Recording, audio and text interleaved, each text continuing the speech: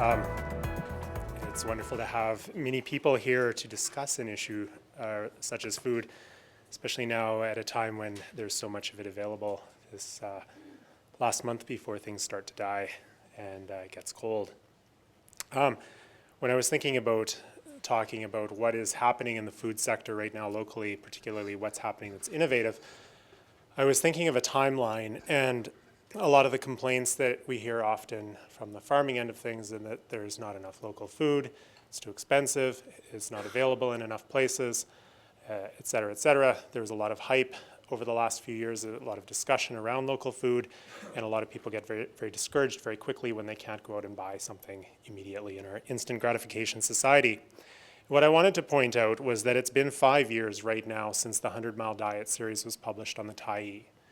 So when you think of a 5-year timeline, that's what a lot of strategic plans are based around 5 years, set 5-year objectives and so on. A lot has happened in 5 years without a lot of coordinated strategy. And I think that that's a good thing. There have been a lot of people involved in agriculture in ways that we're just sort of figuring out how to put this all together and what gaps are. And in that 5-year period, from my perspective, we have to recognize that the food landscape is not static, that it's very dynamic and it's changing constantly. And some of what I want to talk about is what's happened, but also where that's going and what will be happening in the next few years and what also needs to happen. But I think a lot of the frustration that I've heard, it comes from people who go to farmers markets and they feel that the farmers markets are more of circuses than they are actually places to go and do shopping. There's been a lack of product. Local food is not in many stores, and there are various reasons for that. And another point of frustration from the consumer is thus an inability to act on ideals. So people have this idea of what they would like to be doing in terms of their purchasing decisions, and that's not always available. So some of the factors that have impacted the consumer's ability to access food is limited by a few factors that I see on my end of things. And the first is lack of farmers. As of a few years ago, the average age, probably heard this a few times now, the average age of farmers is in the late 50s. Farmers are looking to retire. There haven't been a lot of new people getting into agriculture. And so if there aren't people farming, there's not going to be local food. Price. If you go to the farmer's market, one of the first complaints that people have is around price of food. And I think that that is fair because there hasn't been a lot of discussion around why is there the certain price that is attached to the food grown locally when you consider aspects such as cost of labor, cost of land, economies of scale, et cetera, cost of doing business in BC from a farm point of view. And also that there are too few places to sell. And we started to see that this summer when all of a sudden we do have a few more farmers showing up at farmers markets, and all of a sudden there is a glut of food at the farmers markets and not enough places to sell. So an inconvenience for people if you don't plan your life around Saturday morning in East Vancouver in the Trout Lake Farmers Market. There aren't a lot of places to buy it, and as a farmer there aren't a lot of places to sell it. So what I want to highlight this morning are a few innovations that are trying to address these. And the first is training new farmers. The second is accessing land. And the third is developing new marketplaces. And finally, developing new relationships between consumers and producers. The first aspect is training new farmers. And there are two innovative programs I want to tell you about, and you probably know about at least one of them. First is obviously UBC Farm, but more importantly, the UBC Farm Internship Program. Now this program is finishing its third year right now, and this is the first year that it's actually self-funded. In the first 2 years of the program, 15 interns successfully completed the program. Of those 15, 10 are now farming full or part-time. Some of them are farming as employees of larger farms. Some of them are working with business partners, our farm partners, and some of them are working with mentors on their farms, and some of them are working with family. So a diversity of places these people have gone, but 10 out of 15 right off the bat that are farming as their livelihood now is quite impressive. An additional 2 participants of that 15 have been traveling and working at different enterprises in wine and cheese areas and looking at what they can develop there. And an additional 3 have continued in their own occupations, and they grow food for themselves or for their families or their communities. So they're actually, all 15 are engaged quite significantly in the food industry in some way or another, or the food scene, I guess. The second educational initiative that has started this year is Kwantlen Polytechnic University's and the Richmond Fruit Tree Sharing Project's Richmond Farm School. And this is a partnership between Kwantlen, the City of Richmond, and the Fruit Tree Sharing Project.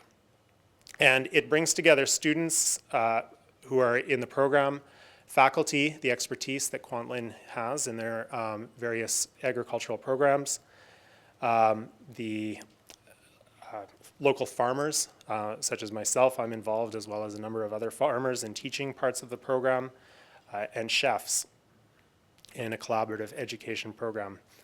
One of the goal of this program is essentially to train new farmers in a very practical context. There are no exams, there's nothing to pass or fail. It's to be engaged in the farm work and the learning process through the season, with the objective of coming out of the program with an ability to farm. After completing the program, the City of Richmond is making land available in incubator farm type context for the new farmers to get their hands in the dirt on their own with their own projects and actually start farming. So this is crucial when a lot of our municipalities, maybe not in Vancouver but in surrounding areas, they're often some of the largest landholders and have a lot of agricultural land there as well that should be made available if it's not already being farmed. So this is the first season of this program, and it has, I believe, 8 students. Some of these students are couples, which Kwantlen has allowed them to pay one tuition and swap back and forth going to classes, because a lot of people are still working full-time while doing this. And so through that shared tuition and shared class attendance, it's making it a lot easier for people to begin to look at agriculture as an option, rather than having to quit everything, pay a lot of money, and not earn an income while figuring out how to do this. And these 2 programs, I want to highlight them because we don't have any kind of practical agriculture program through our post-secondary institutions in the Lower Mainland or in BC. And this compares to a place like the University of Saskatchewan, which has a certificate in practical agriculture. So this means you go and you actually learn how to farm. You take courses in small business management, you take courses in soil science, you take courses in machinery, welding, the practical things that you need to farm, not an agricultural degree that allows you to work for a biotech firm. So the second aspect, accessing land, we have aspects such as in Abbotsford, the Abbotsford Community Food Table, looking at putting together a database to link available land with people who want to farm, looking at linking people to mentors within the farming community, basically trying to take the untapped potential and put it together into a usable format. That means land, that means people who know how to farm, people who want to farm. And one example is the City of Abbotsford having made some land available to new farmers at a very token lease cost in order to make use of some of their land, but also to get new people into farming.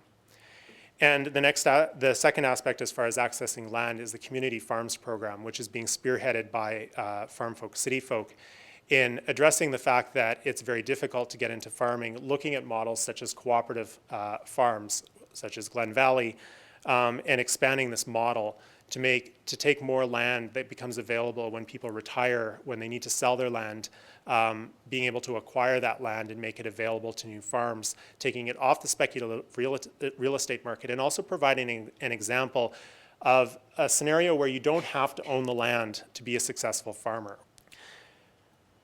This is our cooler on a Friday night before the farmers markets the next day. It's packed. You can't walk into it, which is good. But this year, as we started to realize, it was exciting to go to farmers markets and see new farms there. But it's getting to a point where Vancouver and the Lower Mainland really needs to put some feet under their farmers markets to take them to the next level. And we see that happening in Vancouver, the new city market plan.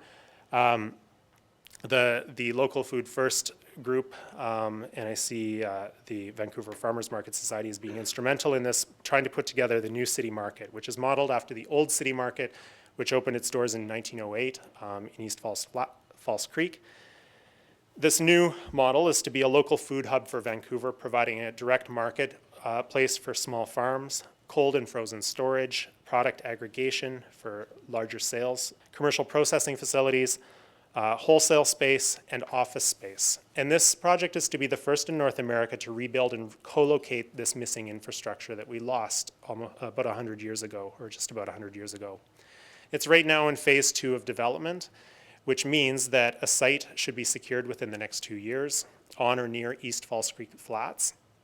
They're right now developing a business plan, and which should be finalized soon, and starting a capital campaign with construction to begin within 4 years. The second aspect in Vancouver, the City Council has really led the way in developing a model for new farmers markets by changing its bylaws this summer, which significantly cut red tape around how to start a farmers market, and to allow for more markets, making it more convenient for consumers to find a market in their neighborhood, making it more convenient for nonprofit organizations to start up farmers markets in neighborhoods, and ultimately providing more outlets for farmers as well. I think this was huge, and it didn't seem like a lot in one sense, but the parameters within which the bylaws establish what is a farmers market that doesn't allow dumping of produce, it doesn't allow wholesalers to come in, which happens in a lot of other cities. It was major for the development of farmers markets in long term. And finally, looking at new types of markets. The Coquitlam Farmers Market Society, for example, has been running pocket markets where they buy produce from farms and resell it at smaller locations, such as the SFU Burnaby campus, where it's not viable to bring up 5 farms for a farmers market, or even one farm based on what that one farm might grow. But it is viable for an organization to pool product from a number of different farms and sell it at an underserved location, which are often referred to as food deserts, where there is no retail food sales. Also looking at different locations, such as last year, the Langley Community Farmers Market started up in the parking lot of Kwantlen Polytechnic University, who put $25,000 behind starting the farmers market, saying that the farmers market was very much in line with their vision of sustainable agriculture and the goals of the university, and that they felt that the university had a very strong potential to work with the farmers market. Suzanne already mentioned BioVia as an extremely innovative food wholesaler. Also Discovery Organics, a local food wholesaler there that has gone far beyond what would be expected of any food wholesaler in any city. The links that they have with local farms, the support they provide, and the vision they have for what sustainable agriculture looks like means that a lot of times when you're buying food at any local green grocer, Choices, not Whole Foods because they don't support local distributors, but Choices, I guess we could say, or green grocers, you're probably buying something that's gone through discovery. This is really big. They've essentially established a lot of the infrastructure that farms and consumers make use of on a daily basis in choosing more sustainable options. Community-supported agriculture, I just learned this morning that Slow Food is having a community-supported agriculture fair in December where people can actually go and meet the farms and sort of like farm dating, decide what the farm is about, what their CSA is about, and actually cultivating those relationships one-on-one between consumer and producer. Restaurant-supported agriculture, we're finding increasingly restaurants who don't come in with a list and say, this is what I want to buy, but say, so what can we actually buy right now given the season, and how do we design a menu around that? And really looking at collaborating as opposed to it being a one-way, this idea of the invisible hand of the market in creating a demand, whether or not it's real or not. And finally, looking at social outreach, I think one of the important things, and we need to see more of it, and that the discussions around food and access to food in Vancouver, including organizations such as the Potluck Cafe, the Downtown East Side Neighborhood House, and various groups that Quest Outreach, that we need to look beyond simply food as an organic food as a niche market. We need to look at how does healthy, sustainable food form the basis of our food system, not simply an add-on to what we already have. So, thank you.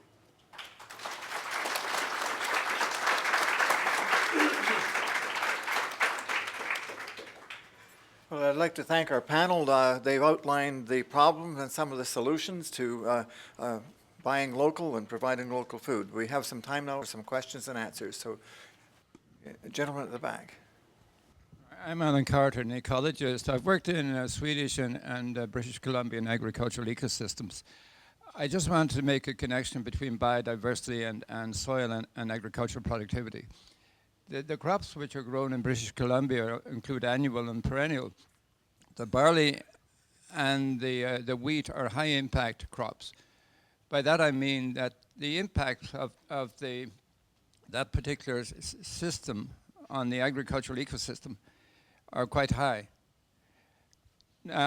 Farmers have, and they've done this in their own initiative, have interseeded red clover, for instance, with barley. So when the red clover takes over, then the agricultural system has a chance to recover. And I think it's important to note that in BC, in coastal BC, we have some of the highest populations of soil animals hanging around in comparison with other places, other equivalent places climate-wise. So my question is, particularly to the Glen Valley person, has he and his people seen effects of cultivation on biodiversity? For instance, for example, earthworms will rebound after a certain time. So the system, the ecosystem itself is quite resilient. What's been done to look at the soil and the above soil biodiversity by rotating particular crops? Chris, I think you're involved in doing that's that. I mean, that's huge as far as our focus on agriculture, and it's significant, I guess I would put forth, because no one around us does this, and so we see very in stark contrast the fact that we're a 50-acre farm, which 12 of those acres are actually cultivated, 8 acres is in forest, which we maintain untouched, and about 12 acres is natural grassland. And we have hedgerows around our farm, cottonwood, wind buffers. We rotate about 45 different crops through those 12 acres in a given year, plus cover cropping. We're on some of the best farmland in North America, the Fraser floodplain in Glen Valley, and it doesn't escape me the fact that the responsibility of stewarding that is huge. Okay, we have a question over here. Hi, I'm Hannah Cavendish-Palmer from the Ministry of Ag and Lands, and I just want to start by saying a big thanks to Metro Vancouver, because we're very excited about the regional food system strategy. We find that when it comes to planning around food systems, land use and specifically issues around the agricultural land reserve are critical, and that's really where a lot of these issues, where the rubber really hits the road. So we've been providing feedback to Metro Vancouver on the regional growth strategy, which is a parallel planning process that's going on. And so I'm just wanting to ask Anne how you feel the regional food system strategy is lining up with the regional growth strategy, specifically around land use issues. I mean, the ALR is really, really important, right? We know that other metropolitan areas have lost much more agricultural land than we have because they don't have something like the ALR. But I think, unfortunately, what's happened is we've focused on the protection of land and not looking at how viable it was to farm the land. So I would say that the two strategies work side to side, because what we know, both the ALC has not had the funding to actually work on the other side of their agenda or mandate, which is to promote the viability of farming. I think that's what the regional food system strategy is. If farmers can't make a living, what we know what happens is that land lies fallow, right? Like what happens is speculators are able to buy it up. And then what we've got is a political problem, because you've got, and Harold could speak much more to this, about, where you've got councillors and mayors looking and saying, well, the land's not being used for farming. Why can't we develop it? Why can't it be developed? So we know this is what we really need to do, is begin to look at not only protecting the land, but making sure that farmers can actually access that land. Another question over here. Hi, my name is Emily, and I'm a student at UBC, studying environmental geography. And last year I worked on a directed study in relation to the South Fraser Perimeter Road that's being built, going from Delta Port out to the trucking highway out to Golden Ears. And while I was doing research, I noticed there was over 1,000 acres of farmland that were being taken out of the ALR for the project.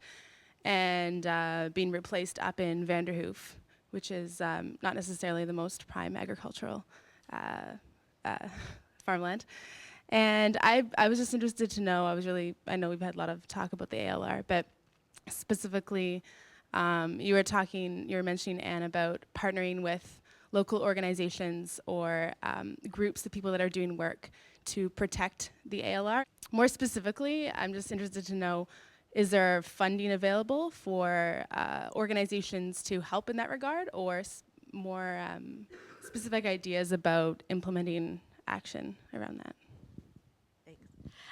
It's certainly a huge issue. Like, I mean, I think both what at Metro Vancouver, what we're trying to promote is more of a regional approach. You know, so like what you just are describing, where you take land out of the ALR on the, you know, here, and supplement it or replace it with land in up in the north. It's just, you know, it's not regionally. So what we're really pushing for is that, first of all, we take a regional analysis of what's happening to the ALR. The city of Surrey has a policy that if you remove any agricultural land from the ALR, it has to be compensated on a 2-for-1 basis within the city. You know, when the ALR was instituted 30 years ago, we knew there were going to be there was going to be some adjustment of the boundaries, but that was 30 years ago. You know, it seems at this point there doesn't need to be that much more adjustment, and what we need to move is from a reactive position of, you know, developers come up with ideas about how to develop the land. I think we need to come up with a much more proactive strategy of, this is what the ALR land should be doing for Metro Vancouver and for the residents of Metro Vancouver. So again, this is part of getting to that action plan. Like, how are we going to maintain what we have in terms of agricultural land? Because we can't produce more if we're losing more land, right? Like, it just doesn't work. I just spoke at the Mission Film Festival on Monday and told them that the South Fraser River Perimeter Road was coming to get them too. I do have a question for Suzanne. You were talking about the lack of processors and distributors, and I just point out that Arzina mentioned we're being threatened in Richmond and through the region for what we call the McMansions going on to the small parcels of farmland, and literally there's hundreds of them. But the reason we lost our distributors 20 or 30 years ago is because in the 60s, and I'll give Richmond as an example, the city council in Richmond rezoned 1,000 small farms into residential because they decided that small farms weren't agriculture. And that feeling is still there today. People saying, "Oh, you don't farm small acreages." And the question I've got to Suzanne, as you mentioned, brokers or some way of getting the produce, and we're trying to figure out ways of encouraging new distribution, new ways of distributing food, and encouraging the small farms to get back into production. So would you like to expand on your comment on the need for a broker? Yeah, I mean, for chefs in restaurants, and I know farmers, like when you're in production during those summer months, it's pretty crazy. And it's connecting the chefs with the farmers. So, because it's a dialogue between the two, because the chefs often need education you can't just have a menu like Chris was saying and then expect us to deliver it all year round.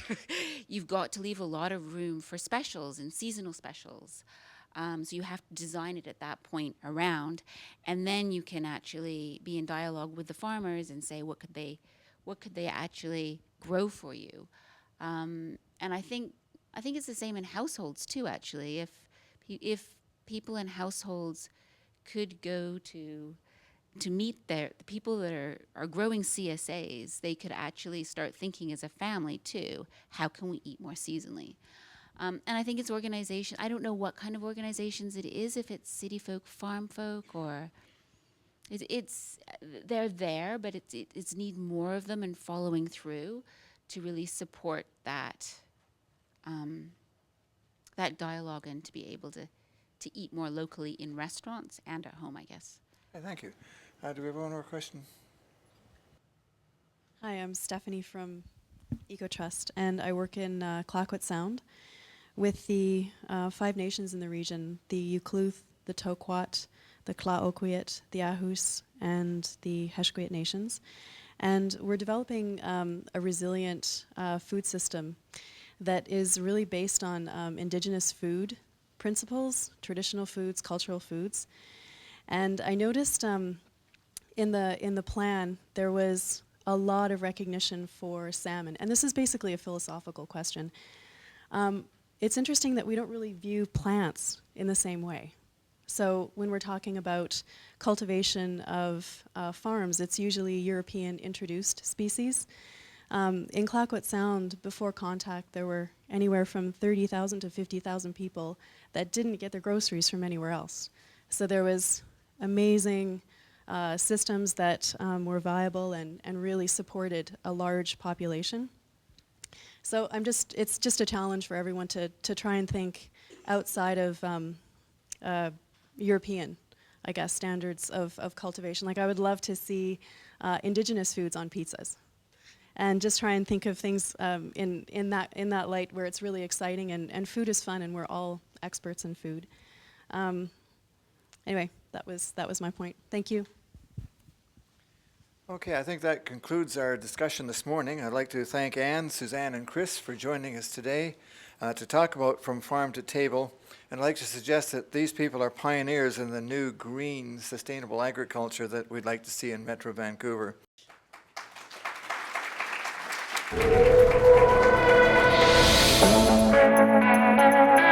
Email us your comments regarding this topic at sustainableregion@metrovancouver.org or call 604-436-6794.